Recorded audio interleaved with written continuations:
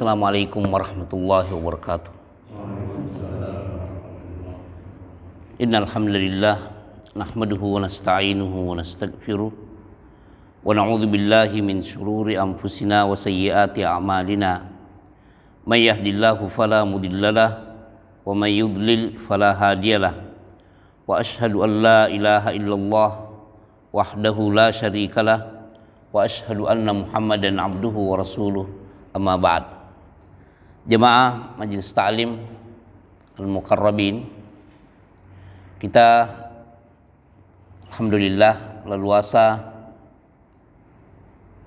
melanjutkan pembacaan kitab Al-Adabul Mufrad dari syarahnya dengan melanjutkan dari bab yang ke-266 Pak ya, yaitu ada dua bab yang sama-sama judulnya sebenarnya mirip ya. Di kitab aslinya itu judulnya sama, walaupun terjemahannya membedakan sedikit redaksi, terjemahan sejumlah hadis, tapi pada dasarnya judulnya sama. Ya, bab yang ke-266 juga 267 Imam Al-Bukhari rahimahullah dalam memberikan judul sama, bab at-tu'latu fil umur, kewaspadaan di dalam melangkah. Ya, maksudnya tidak terburu-buru dan tidak tergesa-gesa. Silakan Pak. Pelan-pelan Pak ya, ini panjang hadisnya, kita harus penggal satu persatu. Silakan. Hati-hati dan cermat dalam segala hal.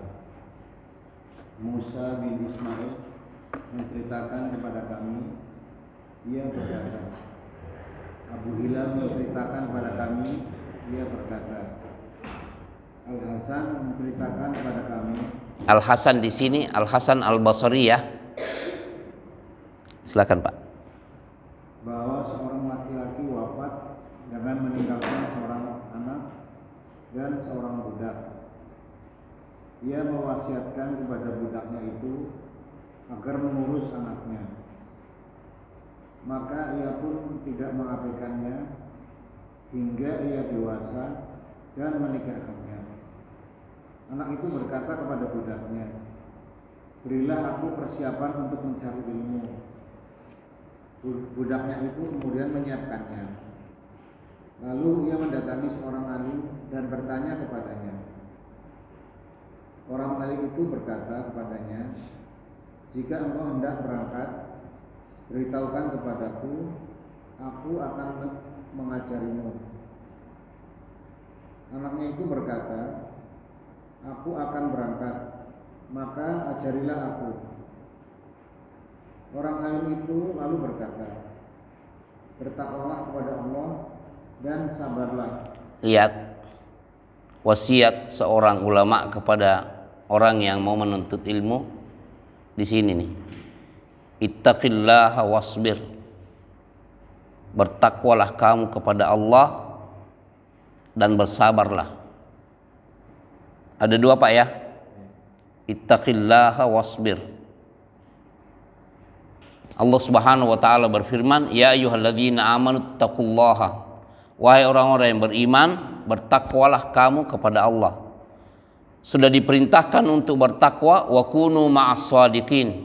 Diperintahkan bersama dengan orang-orang yang benar, jujur. Ini menunjukkan bahwa perintah ketakwaan itu sama dengan yang ada di muqaddimah khutbatul hajah. Senantiasa ya ayyuhalladzina amanu taqullaha haqqa tuqatih. Ya ayyuhan nasu taqu rabbakumul ladzi khalaqakum min nafsin wahidah. Ya ayyuhalladzina amanu taqullaha wa qulu qaulan sadida. Lihat ya. Ketakwaan pada ayat, ada 3 ayat Pak ya. Ada 3 ayat nih. Ketakwaan kepada Allah Subhanahu wa taala itu dikaitkan dengan sejumlah hal.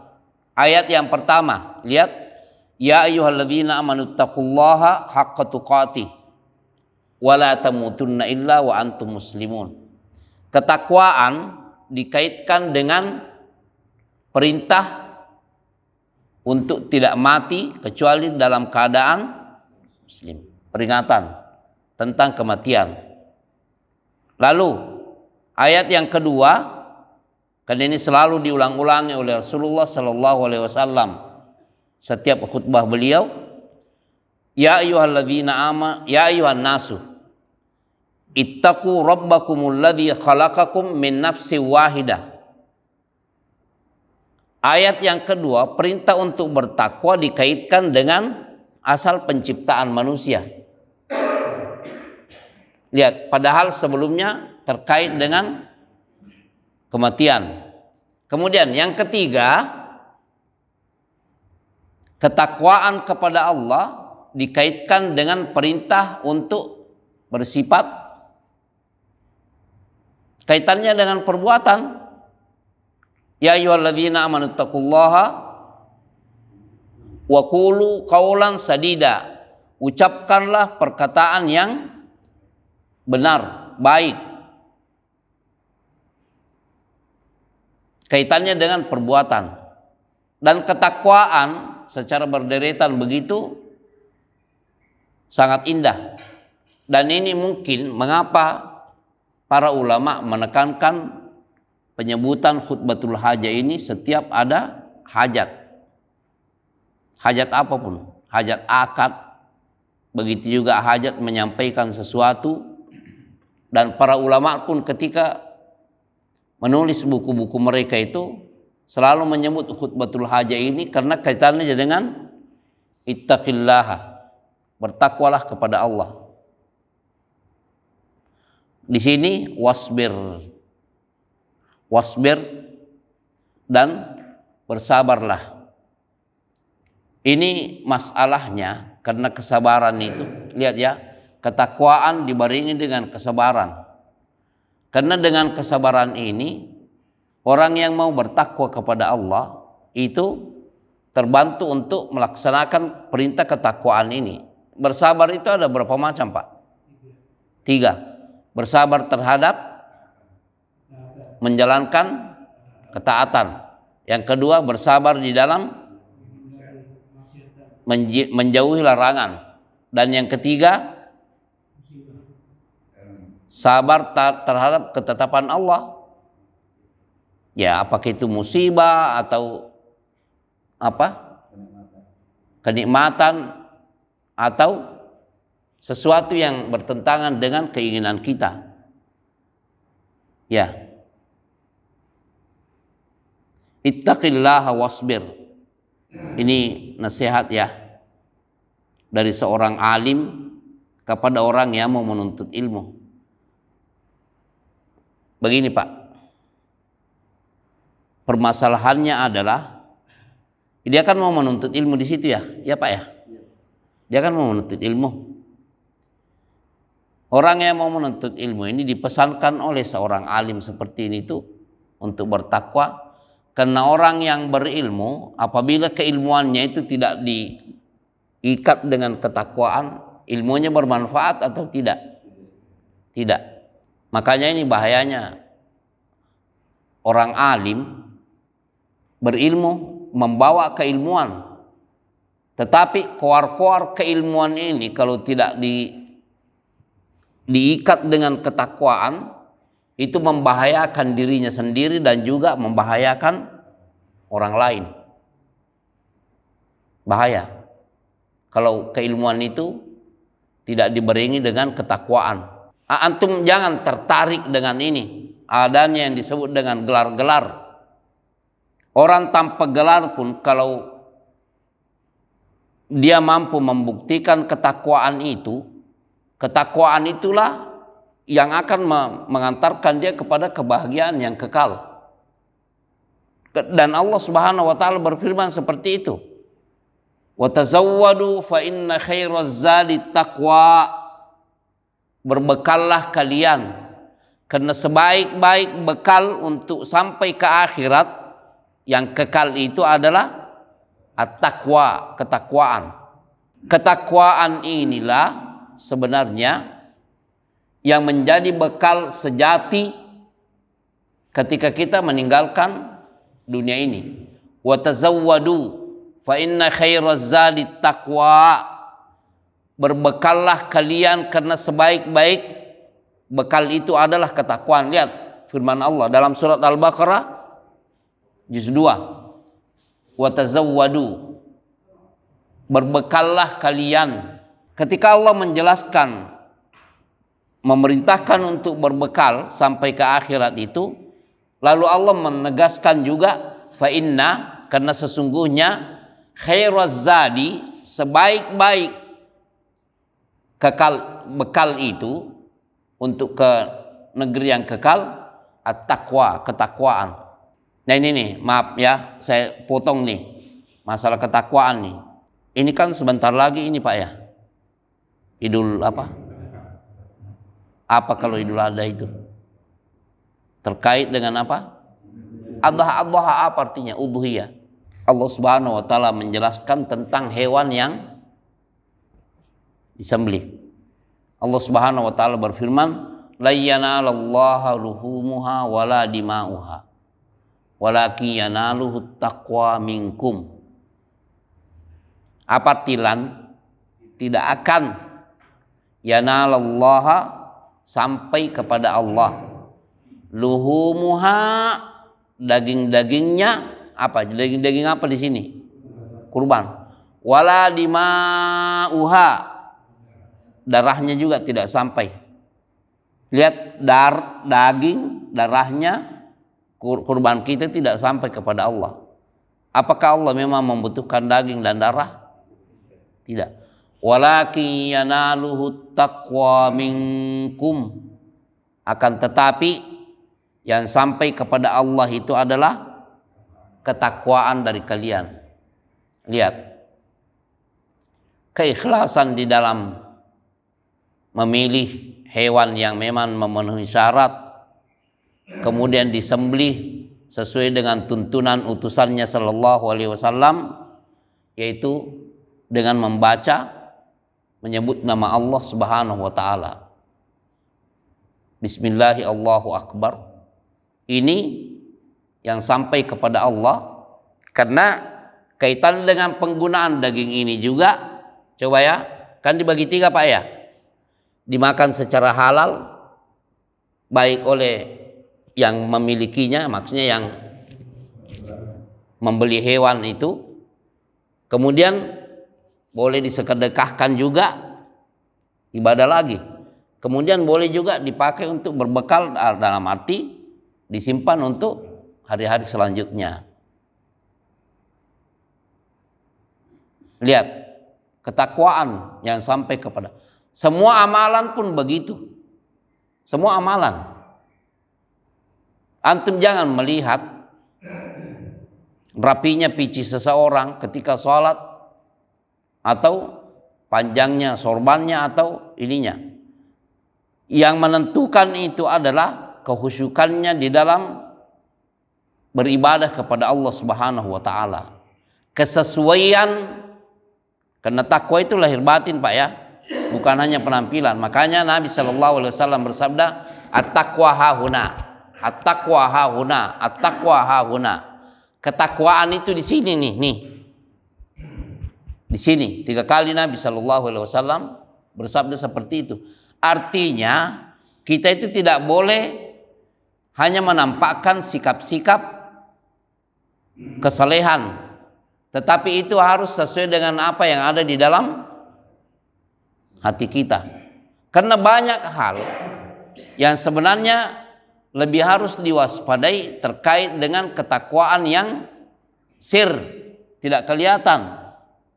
Al-asrar, kesombongan, kelihatan atau tidak yang ada dalam hati, walaupun akan memunculkan sikap lahir. Tapi Nabi sallallahu alaihi wasallam bersabda, la yadkhulul jannata man kana fi qalbihi mithqalu dzarratin min kibr. Tidak masuk surga orang yang di dalam hatinya itu terdapat apa? walaupun hanya seberat zarrah. Nah ini hasad. Sikap apa? Hasad itu apa? Ya? Hakikatnya apa? Tidak mau melihat karunia Allah kepada orang lain. Padahal siapa yang mengkaruniai makhluk? Siapa? Bukan dia kan? Nah, apapun karunia Allah terhadap orang, tidak boleh kita ini berangan-angan, mudah-mudahan dia ini, mudah-mudahan dia ini, mudah-mudahan dia ini. Tidak senang melihat karunia Allah kepada batin. Prasangka buruk. Batin juga kan? Su'udzan. Begitupun yang lain-lainnya. Nah ini, kembali ke ini. Dikatakan oleh sang alim, ittaqillaha, bertakwalah kamu kepada Allah, wasbir. Karena kamu mau menuntut ilmu, kalau ilmu yang kamu tuntut nanti itu kamu bawa tanpa ketakwaan, berarti akan melakukan sesuatu yang bertentangan dengan keilmuan itu sendiri. Wasbir, dan bersabarlah di dalam menanggung dan membawa keilmuan tersebut. Kesabaran. Antum lihat surat Al-Asr, antum hafal semua kan? Wal asri. Di sini Allah bersumpah dengan zaman kan? Apa isi sumpah ini? Innal insana lafi khusrin. Sesungguhnya setiap manusia itu betul-betul dalam keadaan merugi semua. Illal ladzina amanu, pengecualian.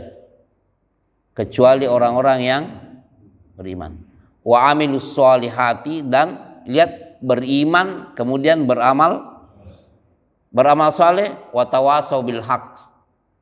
Apa ini? Wa tawasau, saling berwasiat, saling berpesan untuk memegangi apa? Wa tawasau bis sabr, memegangi kebenaran dan sabar. Karena membawa kebenaran itu yang diantaranya jaminan keilmuan, harus ada kesabaran. Makanya kalau keilmuan yang dibawa itu silau dengan keduniaan lalu dilanggar, nah inilah musibahnya. Terjadilah apa yang disebut dengan apa? Terkutuk. Orang Yahudi mengapa dikutuk, Pak? Makanya dimiripkan dengan apa? Yang membawa kitab himar. Himar kalau membawa begini bisa dibaca atau tidak? Tapi risikonya apa? Berat kan? Asfaron itu jamak daripada sifr. Sifr itu kitab. Berarti kalau asfar jamaknya apa artinya?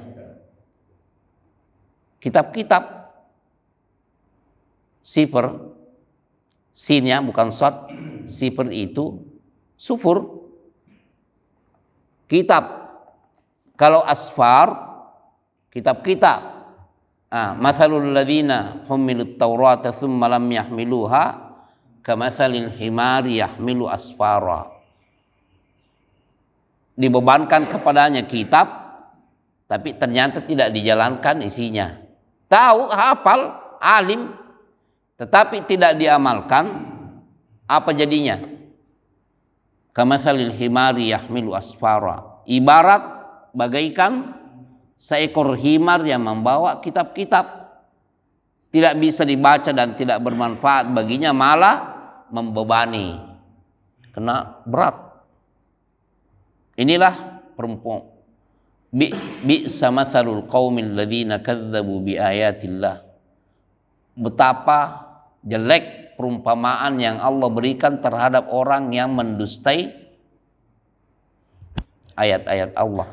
Dan ini, ketakwaan ini yang membantu kita untuk melaksanakan isi daripada kitab-kitab ini. Kitab Allah, firman Allah Subhanahu wa taala. Wasbir, dan dibarengi dengan kesabaran. Pak, maaf ya, dalam kehidupan kita ini sering ada ketergelinciran yang terjadi pada orang-orang yang dianggap praktisi keilmuan. Antum mungkin sering kaget. Lah kok dia kan orang berilmu? Sering ya dengar itu kita? Kok berungkap seperti itu sih? Apa sih? Itu kan bertentangan dengan sabda Rasulullah, bertentangan dengan firman Allah ya. Kok berbuat seperti itu? Sering terjadi begitu Pak ya? Itu karena apa? Kita ini kalau sudah mengetahui sesuatu lantas tidak diamalkan, maka ini menjadi petaka sebenarnya. Kita tahu sesuatu dan menginstruksikan kepada orang lain untuk hal itu. Lalu kita sendiri yang tidak, apa jadinya, Pak? Atamuruna an-nasa bil birri wa tansawna anfusakum wa antum tatluna al-kitaba afala ta'qilun. Atamuruna an-nasa bil birri, apakah kalian mau menyuruh manusia untuk berbuat baik? Ta'muruna an-nasa bil birri wa tansawna anfusakum, dan engkau melupakan dirimu sendiri. Anda menyuruh orang lain berbuat baik, kemudian kamu sendiri tidak konsisten. Wa antum tatlunal kitab, padahal kalian itu membaca kitab. Firman Allah bisa dibaca, dipaham. Afala ta'qilun, apakah kamu tidak berakal? Kok sampai segitunya orang lain disuruh untuk beristiqamah, tapi Anda sendiri yang tidak. Ini celaan. Begitu juga di dalam surat As-Saff, Allah Subhanahu wa taala berfirman, ya ayyuhalladzina amanu lima taquluna ma la taf'alun. Wahai orang-orang yang beriman, mengapa kalian mengatakan sesuatu yang kalian sendiri tidak lakukan? Kabura maqtan 'indallahi an taqulu ma la taf'alun. Kabura maqtan, betapa besarnya laknat, celaan terhadap kalian, an taqulu ma la taf'alun, kalau kalian mengatakan sesuatu kepada orang lain tapi kamu sendiri tidak. Ini jemaah sekalian, perbekalan ketakwaan dalam hidup kita ini, mari kita sama-sama saling menasehati. Itulah perlunya kebersamaan. Kita ini saling memerlukan. Watawasau bil haqqi, saling, lihat ya, watawasau itu artinya saling berwasiat. Antum kalau melihat teman yang tipe-tipenya tidak tahu, kurang keilmuan, lemah dalam memahami keilmuan, tidak salah kalau antum mengatakan seharusnya Anda begini. Begitupun kalau seorang alim, seorang yang antum lihat agak tinggi keilmuannya, apakah dia bawa titel atau tidak bawa titel, kalau antum melihat ketergelinciran, nasihati. Wasiatkan kebenaran kepadanya untuk berpegang teguh dan bersabar di dalam menjalankannya. Karena kalau tidak, kita tercelah dengan ayat tersebut. Watawasau bil haqqi, saling berwasiat untuk memegangi kebenaran. Watawasau bis sabar, dan saling berwasiat untuk mari kita bersabar menjalankan kebenaran ini. Karena kebenaran yang kita jalankan itu, kalau menuntut ketakwaan, tujuannya untuk bertakwa kepada Allah demi akhirat nantinya. Antum lihat nanti Pak begini. Lihat ya. Kalau sendiri, apakah orang mampu? Itu kan watawasau, itu artinya saling apa? Saling itu apa? Sendiri bisa nggak? Kalau tidak, begitu juga wata'awanu. Wata'awanu, apa artinya wata'awanu? Saling tolong menolong. Kalau sendirian bisa atau tidak? Berarti kita perlu orang lain kan? saling memerlukan. Nah, ini artinya ketergelinciran yang sering terjadi, jangan katakan pada manusia, kita katakan saja di kalangan kita sendiri sering terjadi ketergelinciran. Jangan segan-segan saling berwasiat, saling mengingatkan, karena itu wasiat perintah dari Allah Subhanahu wa taala. Ta'awanu wala ta'awanu wa tawasau, saling memerlukan orang. Nah, inilah ketakwaan yang saling kita pangku sama-sama itu demi kebahagiaan bersama di sana nantinya itu. Allah Subhanahu wa taala berfirman, dan ini pelajaran yang sangat berharga bagi kita tentang perintah ketakwaan seorang alim di sini untuk orang yang mau menuntut ilmu. Apa? Allah Subhanahu wa taala di dalam surat Az-Zukhruf itu ada berfirman seperti ini, Pak. Al-akhillau yawma idzin ba'duhum li ba'din aduwwun illal muttaqin. Nanti pada hari kiamat, al-akhillau, apa arti al-akhilla? Orang-orang yang ini apa di dunia ini apa? Teman dekat, kolega. Pokoknya ini kalau istilah geng, Pak ya. Itu kalau pertemanannya di dunia ini sama-sama mengantarkan kepada kemaksiatan dan ketidakbaikan, yauma idzin al-akhillau yauma idzin, pada hari kiamat nanti itu ba'duhum li ba'din aduwwun, antara yang satu dengan yang lainnya saling apa? Aduwwun. Apa arti aduwwun? Saling memusuhi.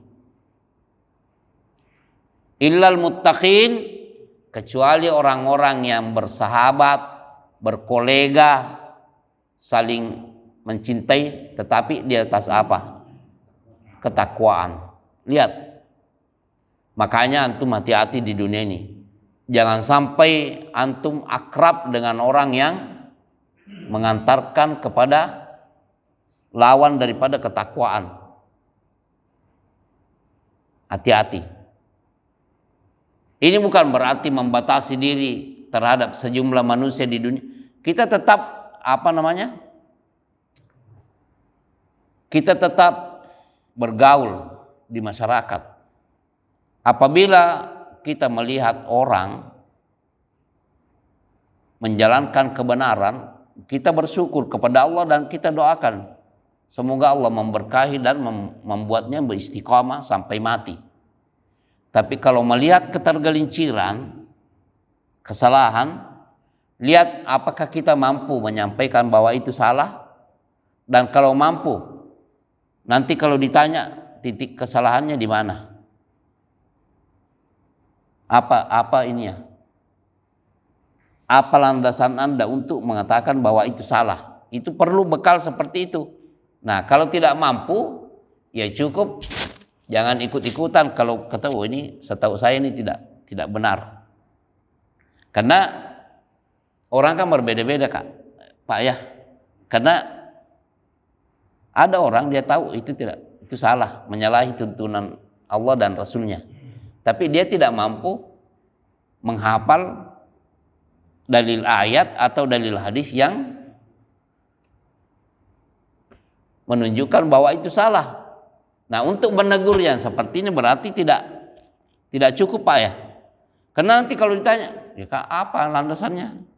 Belum kalau dia katakan, tapi saya juga punya dalil. Nah, kan berarti minimal kita itu apa?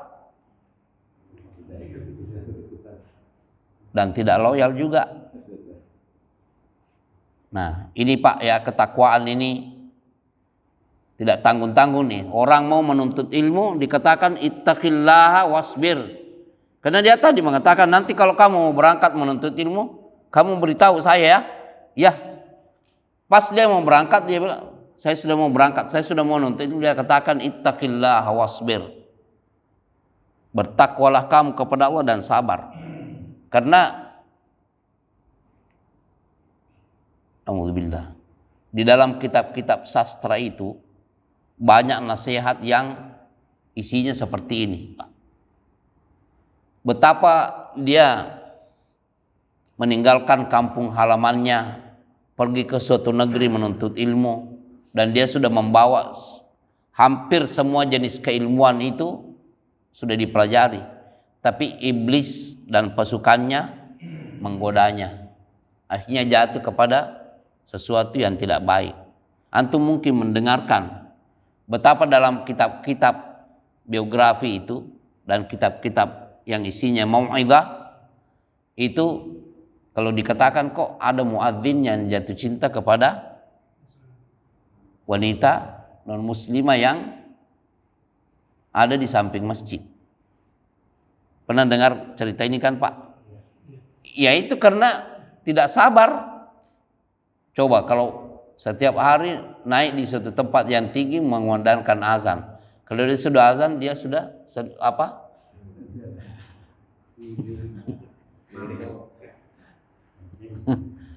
Lagi. Akhirnya karena ini sudah dicuri, ya. Nah yang di sini ini sudah, kalau ini sudah dicuri, yang di sini tinggal teori kan. Nah karena tidak sabar, akhirnya dia datangi di persyarat, mau sama saya ya, kamu harus keluar dari prinsip Anda. Setelah sekian lama hidup dengan itu, dia sudah menikmati apa yang dia inginkan kan. Dia suka membayangkan, dulu saya di atas situ suka mengumandangkan azan. Suatu saat dia naik ke tempat itu untuk membayangkan dulu saya, akhirnya tidak terasakan, dia jatuh dan mati dalam keadaan ketidakbaikan. Nah ini banyak ini yang akan kami nukil terkait dengan bab ini. Hati-hati di dalam bersikap, itu kaitannya dengan ketakwaan, bahwa ilmu dan amal itu harus diikat dengan ketakwaan kepada Allah, menjalankan perintah Allah dan menjauhi larangannya, dibarengi dengan kesabaran di dalam menerima perintah dan larangan ini. Itu suatu keharusan dalam kehidupan kita. Innallaha ma'as sabirin. Sesungguhnya Allah bersama dengan orang-orang yang sabar. Makanya Nabi juga membekali kita dengan nasihat melalui seorang sahabat Mu'adz, yaitu jangan sama sekali engkau meninggalkan setiap sesudah salat untuk mengucapkan Allahumma a'inni ala dzikrika wa syukrika wa husni ibadatika. Adanya pesan dan wasiat Nabi Shallallahu Alaihi Wasallam seperti itu untuk kita selalu ulang-ulangi. Apakah yang dimaksud di sini dubur salah di sini menjelang salam ataupun sesudah salam sebagai zikir sesudah salat seperti yang dijelaskan oleh para ulama? Keduanya memungkinkan. Ini semuanya menunjukkan bahwa nanti kalau kita sesudah sholat itu dan berkeliaran di atas bumi ini kan banyak godaan. Kalau kita merasa diri lemah, memang lemah kita. Sehingga Nabi Shallallahu Alaihi Wasallam membekali kita dengan doa seperti itu. Setiap selesai sholat jangan lupa ucapkan doa ini. Allahumma a'inni ala dzikrika wa syukrika wa husni ibadatika. Ya Allah, tolonglah aku untuk senantiasa berzikir kepadamu dan bersyukur kepadamu, dan juga senantiasa memperbaiki ibadah kepadamu. Karena kita lemah, banyak godaan. Sudah lemah, banyak penggoda lagi. Minal jinnati wan nas, dari kalangan jin dan di kalangan manusia. Ya ini ketakwaan dan kesabaran Pak ya, berbarengan. Ittaqillaha wasbir, bertakwalah kepada Allah dan bersabarlah. Demikian pagi ini, insyaallah kita akan lanjutkan lafaz berikutnya. Subhanakallahumma wa bihamdika asyhadu an la ilaha illa ant astaghfiruka wa atubu ilaik. Assalamualaikum warahmatullahi wabarakatuh. Waalaikumsalam.